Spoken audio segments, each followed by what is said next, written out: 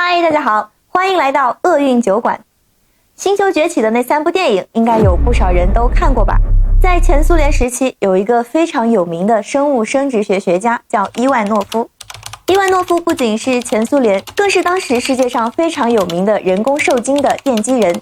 伊万诺夫教授呢，是在1896年的时候从前苏联的卡尔科夫大学毕业的。毕业之后没多久，他就在这个大学里面担任了生殖学教授的这个职位。他第一次尝试人工受精，其实是在前苏联时期，在非常优良的马匹身上进行的。他提取了优质种马的精子之后呢，把精子用一定的比例进行稀释，注射到母马的体内。之后呢，他成功的用这一批公马培育出来了500多只马驹。这件事情啊，在当时就引起了很大的轰动，因为在伊万诺夫的这个实验成功之前，所有的繁衍行为都是自然进行的。也就是说，如果你想培育一些优质物种的后代的话，是要靠它们自然繁衍的，人工无法干预。所以伊万诺夫在当时就获得了极大的关注。人一旦出名啊，就容易飘，所以他当时整个人都膨胀了。出名之后，他就想干一票大的。既然动物和动物之间都可以进行人工繁衍，那么人和大猩猩之间为什么不能进行呢？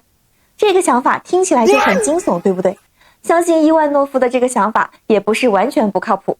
咱们都知道啊，人和大猩猩的那个 DNA 啊，相似度可以达到99%，所以说理论上人和大猩猩之间进行繁衍不是不可能的。据说他的目的是培育一个新的物种，这种物种呢，既具有人聪明的头脑，又具有黑猩猩强壮的体格。就这样，在20世纪初的时候，伊万诺夫就开始开展了这项惊人的实验。他带着20万的实验基金来到了盛产大猩猩的非洲，他想要利用非洲大陆上的男人、女人和大猩猩进行繁衍。当然了，不是让他们真的去和动物进行交配，这种艰巨的任务估计只有连蜥蜴都敢玩的三哥才能办得到。他是通过人工受精的方法进行实验。伊万诺夫提取了公猩猩的精子，然后注射到非洲女性的体内，又提取了非洲男性的精子，注射到母猩猩的体内，然后就坐等他们是否能成功受孕。不过幸运的是，被注射了公猩猩精子的非洲女性并没有成功受孕。如果成功了，这给女性将会造成多大的伤害。不过被注射男性精子的母猩猩却怀孕了。伊万诺夫又在前苏联直接建了一个人员培养基地，然后把非洲那些怀孕的母猩猩往前苏联运。据说在运输的过程当中啊，有一些母猩猩成功生产了，但是生出来的孩子没多久就都去世了。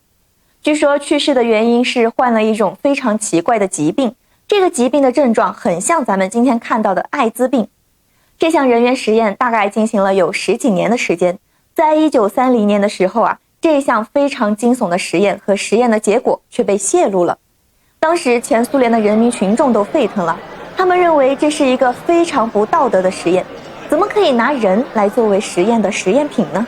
而且实验本身也根本就是在严重违反人伦。在巨大的社会舆论压力下，于1930年12月13号，前苏联政府就紧急逮捕了伊万诺夫，当时就把他判了5年有期徒刑。后来出狱之后，据说没多久他就去世了。直到他去世的时候，所有的前苏联民众都还在骂他是个实打实的疯子，是个神经病，是个畜生之类的话。不过在2005年的时候呢，这件事情出现了一个大反转。莫斯科的历史文件保管处不小心把一些重要的历史文件给泄露了。这个时候啊，大家才知道，当时伊万诺夫进行这一场有违人伦的实验的时候，并不是自己的突发奇想，其实他本人也对这场实验非常的抗拒。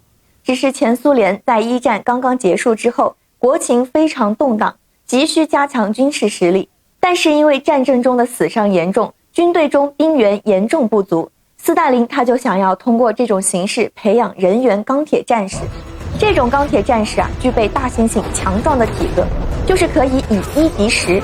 所以他当时就找到非常有名的生物学家伊万诺夫。斯大林当时看到伊万诺夫已经成功培育出来的人工受精的马驹，就给他提出了要求。可伊万诺夫一开始就非常拒绝进行实验。于是斯大林就对他进行各种要挟，胁迫伊万诺夫到非洲去。那笔20万的基金自然也是斯大林的拨款。但是就这样进行了10几年的实验之后呢，伊万诺夫的实验并没有成功，没有培育出来斯大林所希望的那个钢铁战士。据说当时斯大林逮捕伊万诺夫并不是为了顺应民众的要求，而是因为伊万诺夫花了大量的人力、物力、财力，经过了几十年的努力，还是没有培养出来斯大林所希望的实验结果。但是也有一种猜想，人们猜想伊万诺夫当时的实验实际上已经成功了，可他并没有把这个实验成功的结果报告给斯大林而已，所以斯大林才抓了他。那么在座的各位，你们觉得真实的情况是什么呢？伊万诺夫教授的实验到底成功了吗？好了，今天的酒馆打烊了，我们下一次再见，拜拜。